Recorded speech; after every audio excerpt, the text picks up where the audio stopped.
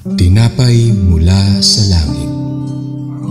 A daily morning devotion with CRC family.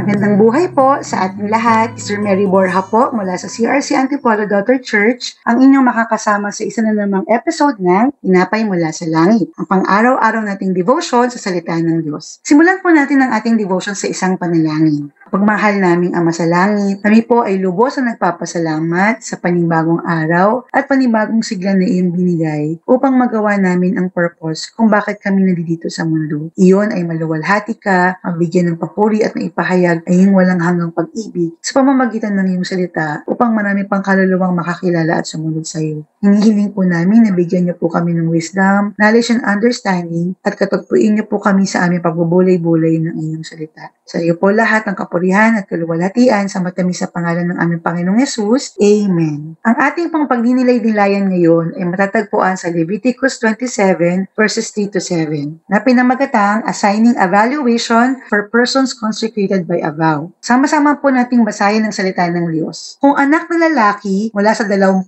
hanggang 60 taong gulang, ito ay susuriin upang palitan o tubusin sa halagang 50 pirasong pilak ayon sa timbangan sa sanktuaryo at 30 pirasong pilak naman kung babae. Mula sa 5 hanggang 20 taon, 20 pirasong pilak kung lalaki at 10 pirasong pilak naman kung babae. Kapag 1 buwan hanggang 5 taon, 5 pirasong pilak kung lalaki at 3 pirasong pilak naman kung babae. Kung mahigit ng 60 taon, 15 pirasong pilak kung lalaki at 10 pirasong pilak naman kung babae. Ang ating pong binasa ay patungkol sa katumbas na kabayaran sa mga taong inihandog sa Panginoon, ngunit nais ng tumbusin ng taong namanata. Ang Diyos ay hindi nag-utos ng mga Israelita na manumpa o mangako ng anuman sa Kanya. Ngunit ang panunumpa o pangangako ay isang likas na pagnanasa ng mga taong nagmamahal sa Diyos at nanganais ng mga bagay mula sa Diyos. Ang mga ilan sa mga tao sa Biblia na nangako o nanumpa sa Diyos ay sina Jacob, na makikita natin sa Genesis 28 verses 20 to 22, Jephthah sa Judges 11 verses 30 to 31, at si Hannah sa 1 Samuel 1 verse 11.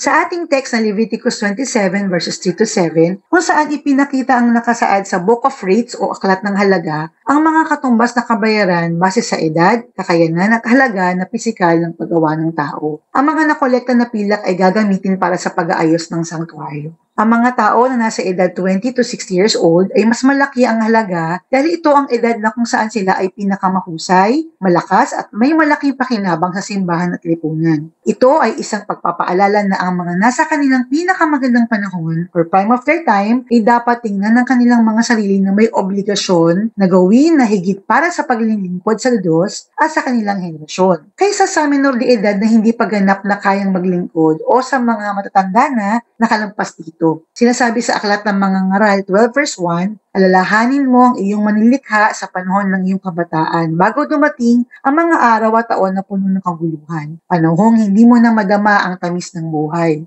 Sa panahon ng Biblia, ang average na sahod ng isang manggagawang lalaki ay 1 pilak kada buwan lamang at ang babae ay 50 to 67% lamang ng sahod ng lalaki. Kung susumahin, aabot ng 4 taon at 2 buwan para matumbos ang isang tao at makalaya sa panata. Bagamat hindi inutos ng Diyos ang panunumpa, inaasahan niya na kapag nanumpa ang tao ay dapat itong tuparin. Maaaring bahagi ng layunin ng mga regulasyong ito ay upang pigilan ang pabigla-biglang panunumpa sa pamamagitan ng pagtakda ng karampatang halaga sa hindi pagtupad ng pangako. May 3 mahahalagang katotohanan ang tinuturo ng mensahe ng Diyos sa atin. Una, mahalaga sa ating Panginoon na matupad at mapanatili ang ating pangako. Ang pangako o panunumpa ay ang pinakamataas na debosyon na maaaring gawin ng isang tao para sa Diyos. Nais din ng Diyos na magkaroon tayo ng magandang relasyon sa ating kapwa. Ang pagtupad ng pangako sa isang tao ay naglalatag ng magandang pundasyon sa isang relasyon na may tiwala at respeto.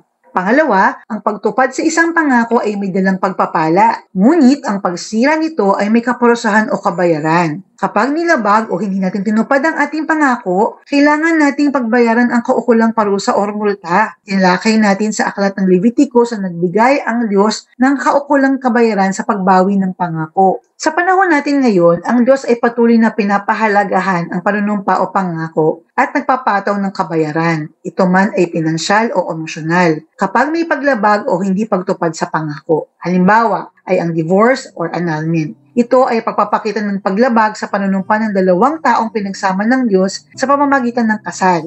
Ang pagproseso sa pagpapawalang bisa ng kasal ay may kabayaran ng malaking halaga kung saan nagdudulot ng kabigatang pinansyal. At emosyonal na madulot naman ito ay depresyon, pag-aalala, kalungkutan, kakulangan ng tulog, mababang pagpapahalaga sa sarili, at iba pang suliranin na emosyon. Pangatlo, magbigay lamang ng pangako o manumpa lamang kung may kakayanan na ito ay tuparin. Ayon sa mga ngaral 5 verse 5, mabuti pang huwag ka ng mangako kaysa mangangako at hindi mo tutuparin. Ang sabi naman po sa mga awit 76 verse 11a, mga pangako mo kay Yahweh, iyong Diyos ay iyong tuparin ng tapat sa loob. At sa Deuteronomio 23 verses 21 to 23, huwag ninyong kakaligtaang tuparin ang panata ninyo kay Yahweh. Tiyak na sisingilin niya kayo kapag hindi nyo tinupad iyon. Hindi kasalanan kung hindi kayo gagawa ng panata, ngunit kailangan tuparin ang anumang pusang loob na pangako ninyo kay Yahweh. Kaya mga kapatid, lagi nating tatandaan na tayo ay maging maingat at responsable sa ating mga pangako o panunumpa. Ito man ay para sa tao o para sa Diyos. Maging tapat tayo sa mga pangakong bibitawan hanggang sa muling pagbabalik ng ating Panginoon. At pong si Johanna, isang panalangin ng ating napag-aralan ngayong umaga.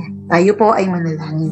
Dakilang Diyos, salamat po sa iyong salita na nagbigay ng karagdagang kaalaman sa amin na ikaw ay makilala pang lubos. Ang malaman na napakahalaga sa iyo ang mga pangakong aming binibitawan. Salamat po Lord sa reminders na bilang mga tinawag at hinirang ninyo, dapat kami ay maging maingat at responsable sa aming pagbitaw ng pangako o anumang panunumpa. Hinihiling po namin na tulungan mo kaming maging tapat at tuparin ang mga panata o pangakong aming naihayag na at ihahayag pa. Nawa ang pagkilos ng iyong kapangyarihan sa aming buhay at patuloy na makita sa aming mga gawa. Salamat po sa inyong dakilang salita na aming napakinggan at napag-aralan sa araw na ito. Sa inyo po ang pinakamataas na papuri. In Jesus' name we pray. Amen. Maraming salamat po sa inyong pakikibahagi sa ating programa. Lagi po nating pagnilayan ang salita ng Diyos mula sa ating puso dahil lubos ang magiging kaunawaan natin dito. Muli po ninyo kaming samahan bukas sa pagnilay-nilay ng kanyang mga salita dito po sa programang Tinapay Mula sa Langit.